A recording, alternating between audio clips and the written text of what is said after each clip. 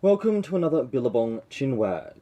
The following is an open letter to all Australian citizens, all entities of the Australian Government, the Governor-General, and Her Majesty Queen Elizabeth II, to whom it may concern.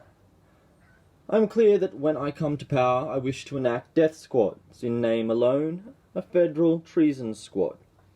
I'm not afraid to be very open about this.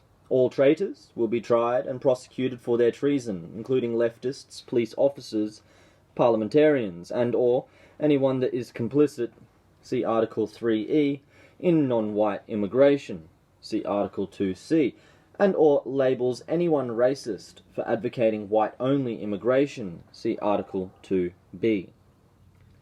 As of now, most leftists, police officers, parliamentarians in Australia who continue to act in complicity must face life imprisonment under the provision of the Criminal Code Act 1995, although I will put forward the notion to amend this sentence to that of death. Under Section 80.1, Treason. 1. A person commits an offence if the person d. levies war or does any act preparatory to levying war against the Commonwealth, the assembling of a body of men, including leftists, police officers, parliamentarians, for the purpose of effecting by force a treasonable object, see 80.2d, and all who perform any part, however minute, or however remote from the scene of action, and who are leagued in the general conspiracy, are considered as engaged in levying war.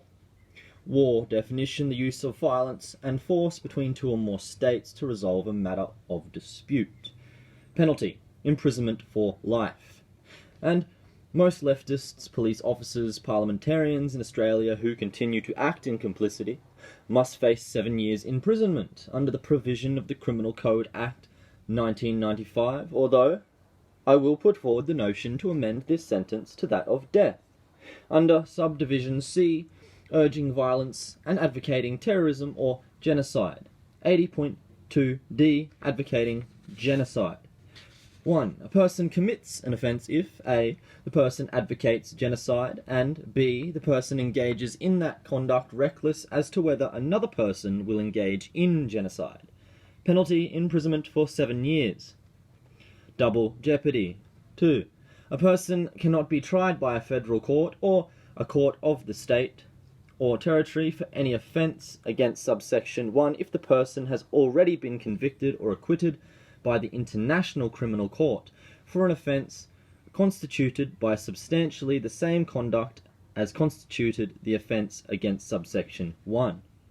Which brings us to the provision of international law regarding anyone that is complicit, see Article 3E, in non-white immigration, see Article 2C, and or labels anyone racist for advocating white-only immigration, see Article 2B.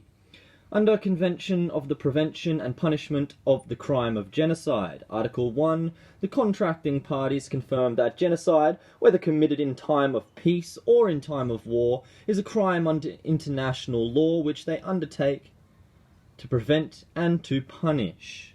Article 2.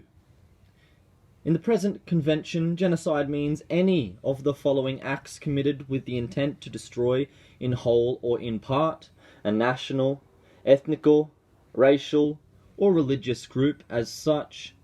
B. Causing serious bodily or mental harm to members of the group. C.